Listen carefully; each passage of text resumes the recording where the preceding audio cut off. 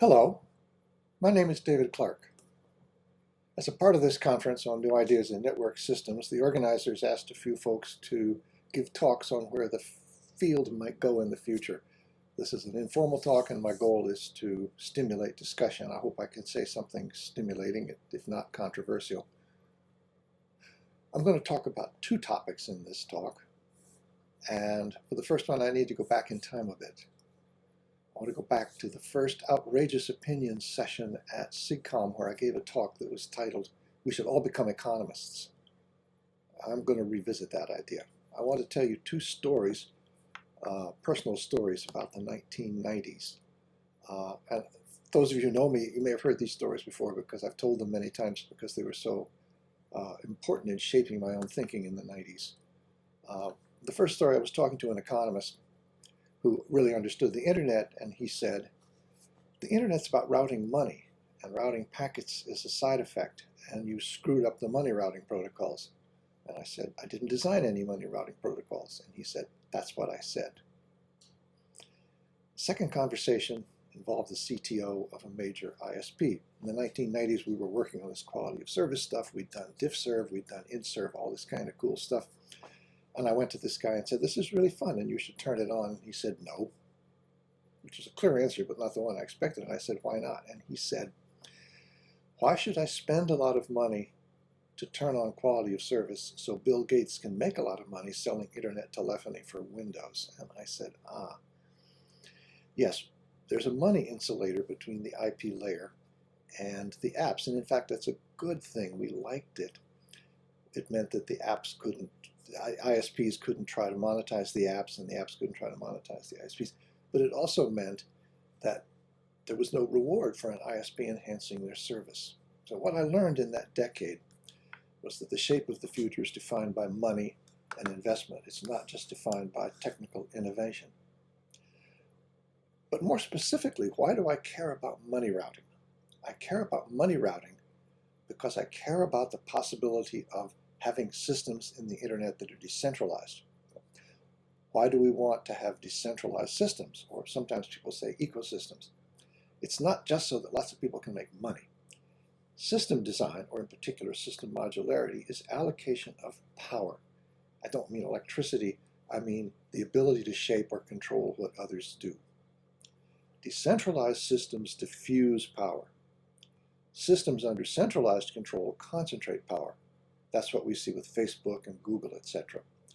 I'm worried a lot about the current concentration of power in those large and well-funded actors. Systems under decentralized control are one counterforce. Another counterforce, of course, is regulation, but we're not doing very well at that, and these actors are global in scope.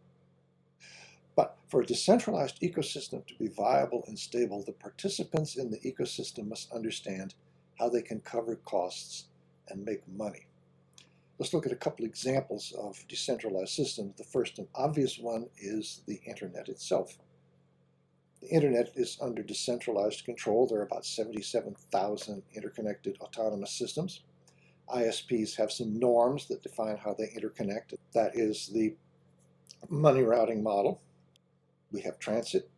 We have revenue neutral peering. But we've seen these norms break down.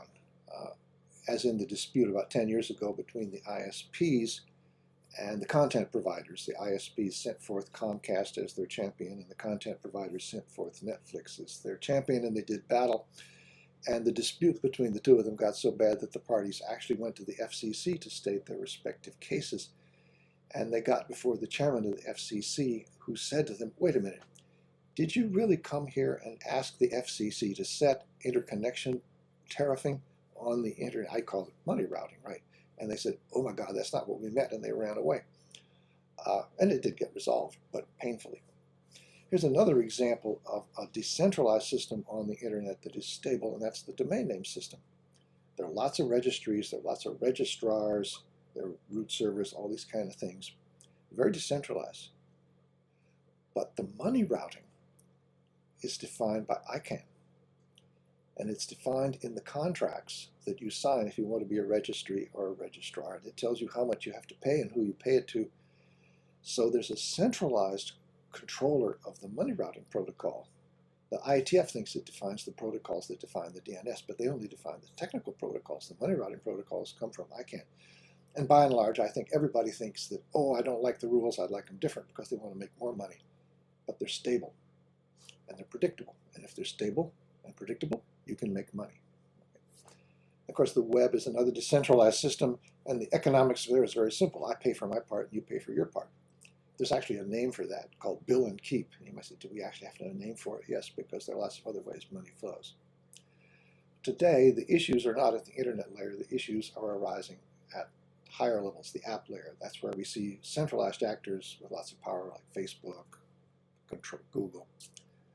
We don't teach about money routing in CS classes. I think maybe we should. I don't know of many economists that think about this particular problem. They'd be in the field of industrial organization, I think, but I'll say a little bit more about that below.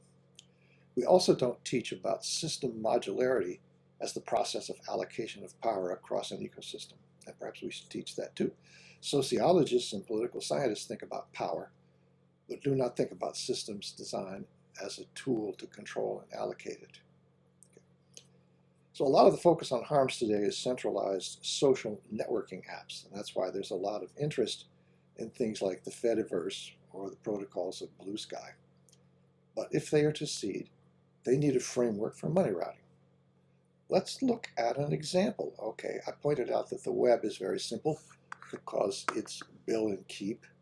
Let's look at Blue Sky that I mentioned before. I don't know how much you know about the internal structure of Blue Sky, so let me put up a diagram here. On the left, you have a bunch of things called personal data stores. Now, actually, they both serve for posting and viewing, but in this picture, this is a flow of data, so the data is going from the left to the right. So the app posts something on the personal data store, and then there's this component called the relay. You see the relay up there, right? And the relay crawls over all the personal data stores and finds new stuff and produces an output, which is called the fire hose. And that output goes into something called the app view. And the app view, okay, this guy over here, right, this guy over the app view, that guy takes all of the information that's coming in about a particular post, because the post could be on one PDS and a reply could be on a second PDS and a reaction could be on a third PDS. It builds a complete model of each post, and then it produces the personalized feed for each user, which goes into their personal data store, and then they see it. Okay, so everybody pays for their own PDS, and there may be some free PDSs you can get. So in that respect, it's build and keep. But that relay up there, that relay that's okay, and that app view, those are expensive components. Who pays for them? Blue Sky is free. It's all open source. There's no advertising. Blue Sky was started by a philanthropist. It was a donation, but that wasn't enough money, so they took some venture capital. And now I know, although they're not talking about it a lot, they're under tremendous pressure from their venture capitalists to start generating a return. And they don't even know how to pay for the relay and the app view. Okay? If Blue Sky struggles, it's going to be because they didn't have a good money routing model. Now, just for the fun of it, it might be worth looking at a different system. Let's talk about Signal, which is a very simple social networking app. There's no feed, there's no recommendation engine, there's no moderation. Okay, it's not under decentralized control. Moxie Marlinspike, the guy who started Signal, is very clear. He wrote a blog, and it's worth going and finding it, where basically he said decentralized systems cannot survive on the internet. Centralized systems will always win. So the only thing you can do is to try to make clear that you are a benign dictator. So what did Signal do? It made several promises. It said, we will never profile you. They can't, because everything is encrypted. We will never charge you money. So how does it get paid for? It's a 501c3. It's a philanthropy. And the president of Signal, Meredith Whittaker, is wandering around the world trying to raise between $40 and $50 million a year to keep Signal going. That doesn't scale. Okay. Well, where else can money come from? Advertising, yes. But that's what makes systems go evil. That's when they start profiling you and making you sticky and trying to show you more and more ads. If you don't want advertising, There's only one obvious answer for the source of the money, and that it's going to be the users. It's going to flow in from the edges. We're going to have to pay for the internet experience, and we should be going in that direction. Okay, but it's got to flow into the ecosystem in such a way that all the people in there can make money. It's somewhat equitable. You don't go out of business. We don't create a monopolist. Okay, so here's the next question: where do money routing protocols come from? The IETF is very clear, at least it was a few years ago. They do not design business models. They don't want to touch this. But if nobody designs a money routing protocol, decentralized systems cannot survive. Okay. So next question, if somebody proposed a money routing protocol, why would the various actors in the system actually comply with it? Well, there are two answers. Okay, either the proposed solution has to be imposed, as it is with the centralized DNS model where ICANN said this is the answer, okay, or it has to be incentive compatible. Now I said that few economists look at the issue of money routing. There's one area with some interesting theoretical work called algorithmic mechanism design, AMD, or its even more challenging variant called distributed algorithmic mechanism design, DAMD. This line of work derives from a framework of optimizing social welfare or optimizing social value. The core idea in the area is a theorem by Arrow. There's a very limiting theorem by Gibbard and Satterthwaite. And there are ideas in here like Vickrey auctions and Vickrey-Clark-Grove mechanisms. I mention this only to lure those of you with a somewhat theoretical bent to go exploring a little bit. There's a very clever paper. Scott Schenker was an author together with Joan Feigenbaum and Michael Shapiro, titled Distributed Algorithm Mechanism Design. It's actually part of a book that explains the idea, and it applies the idea to multicast routing and to BGP routing, which I thought was fascinating. However, I don't think that these ideas are general solutions in this area. Now, it may be the case that if a decentralized system is modularized in a particular way, it's easy or easier to argue that a proposed money routing scheme is incentive compatible. A lot of the work on designing financially stable decentralized systems has been done in the context of peer-to-peer networks like BitTorrent. This sort of system is comparatively straightforward. Everybody brings some resources. Usually money doesn't flow. The challenge there is to encourage the use of resources in a way that is consistent with what you brought. You're trying to damp or minimize free riding. And I think, and this could be my ignorance, I think this sort of reasoning is easiest to work through when the decentralized elements are somewhat homogeneous, like BitTorrent nodes. What you use should be in proportion to what you bring. And I don't know how much that idea generalizes either. I only have one further thought in this space. If you look at something like a Vickrey auction, and I know I haven't told you what it is, but that's okay, but it's modeled as a one-shot game. Okay, you do it once. In the internet, all of the interactions are repeating games, and I think that imposes a very different kind of discipline on the behavior of the players, and I don't know how to model it. Actually, I have a further thought. I said that was my final thought. I'm sorry. I have a further thought. Blockchain is not the answer. Blockchain is a mechanism to move money. It's not the rules for how to move it. There's some complex reasoning about getting stable governance of the blockchain by the use of tokens, but I know of no scheme that maps tokenomics onto the design of decentralized money routing protocols. That's the space of what is called decentralized autonomous organizations, DAOs. My understanding looking over the fence into that space is that there are some issues there, and it's not clear that those ideas are generalizable. So what's the bottom line? We need stable, predictable, incentive-compatible rules to get people to play. Now, what does this have to do with packet routing? Perhaps nothing. If the focus of this conference turns out to be new ideas in packet routing or new ideas in network technology like wireless or something like that, then what I'm saying can be ruled out of bounds. But if we want to contribute to the future shape of the internet, not just the packet carriage layer, but the internet as the experience provided to users, I think we need to think broadly about what research and design will shape the future. I know, this is far away from packet routing.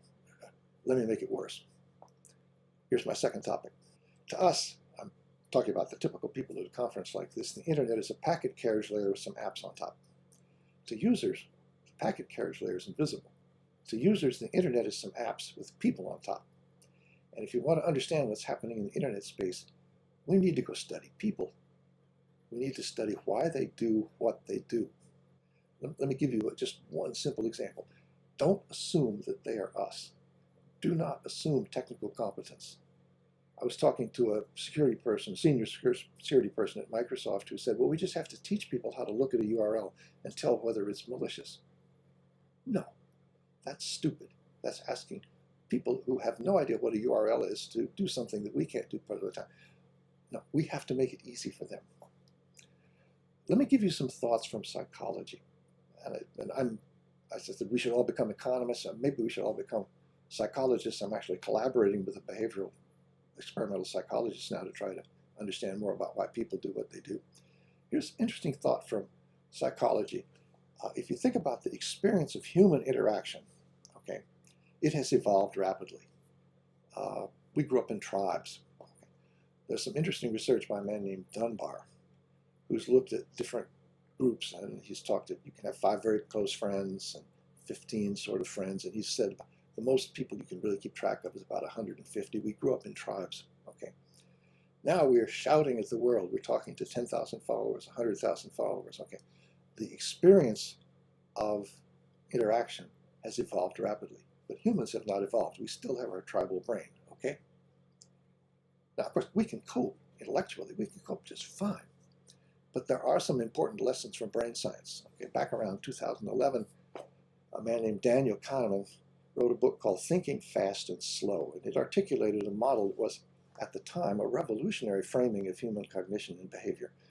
There's been a lot of research since then using functional MRI and things like that, and they're more modern and more complex framing of what the brain is doing, but I think his language is still valid as a way to think about human behavior, and I like the language. The research he conducted established that the basis of human behavior is not entirely rational. We know that people sometimes behaved in reflexive and automatic ways, and that behavior was driven by what he called System 1 thinking. According to Kahneman, System 1 runs fast. It is, for example, the locus of the well-known fight-or-flight response set. When survival is at stake, quick action matters, and the time it takes to make a higher-order decision could be the time it takes to die. So System 1 depends on heuristics, hunches, habits, split-second guessing.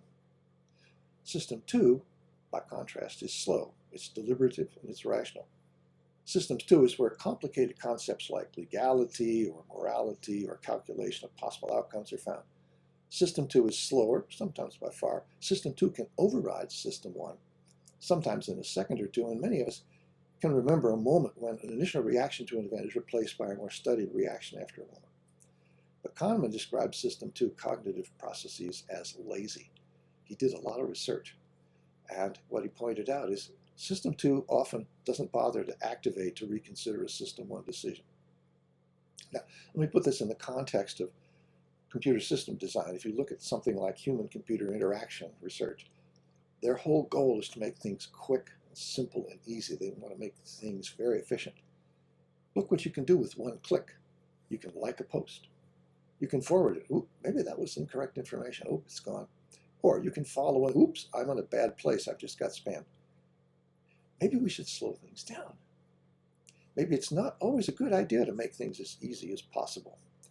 The benefit of slowing down certain actions arises from basic features of our cognitive structure. You're trying to slow down so that System 2 can wake up and override the impulse of System 1. There was a paper back in 2023, I think by Brett Freshman and Susan Benish, that argued that adding friction to certain actions may be an important, beneficial mitigation of bad behavior online. Here's another lesson from psychology. The need to belong to and be accepted by a group is fundamental. The need to belong trumps other motivations, such as being truthful.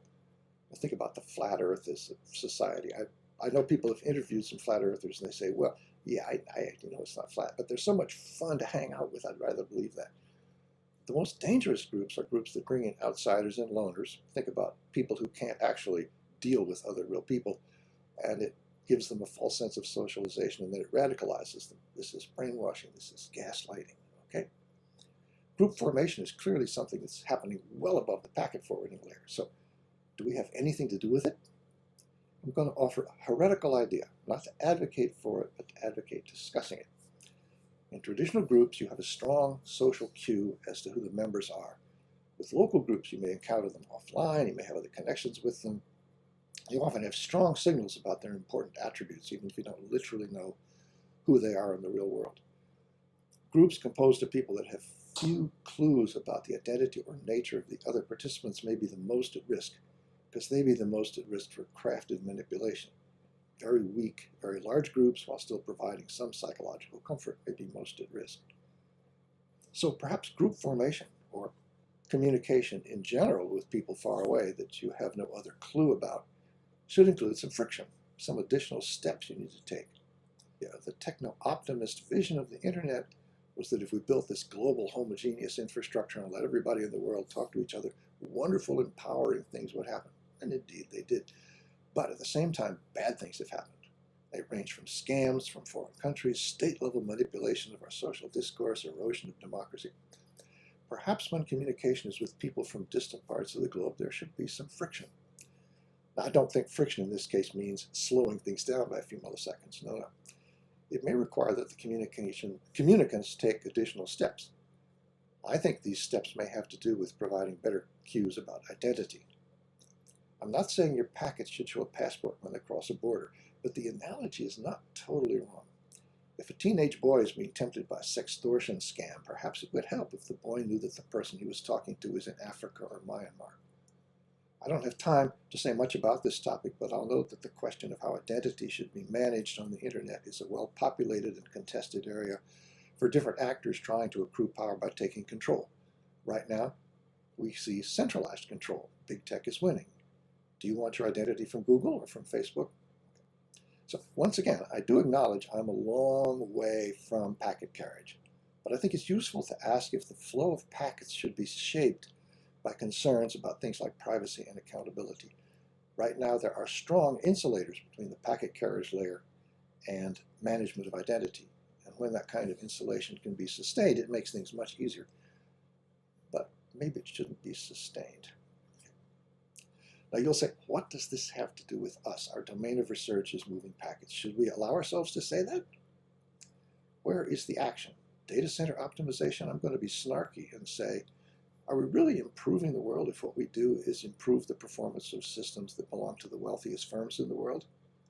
Okay, should we just retreat to performance optimization? Are there services we should be designing that sit above packets and below apps? By the way, a few years ago the answer was blockchain, but I don't think that answer is quite as powerful now as it used to be. I think the IETF hates blockchains. But it is scary to go somewhere else, either as individuals or as a field. I understand that. What constitutes publishable research? Will I get a job? Will I get tenure? Woo-hoo!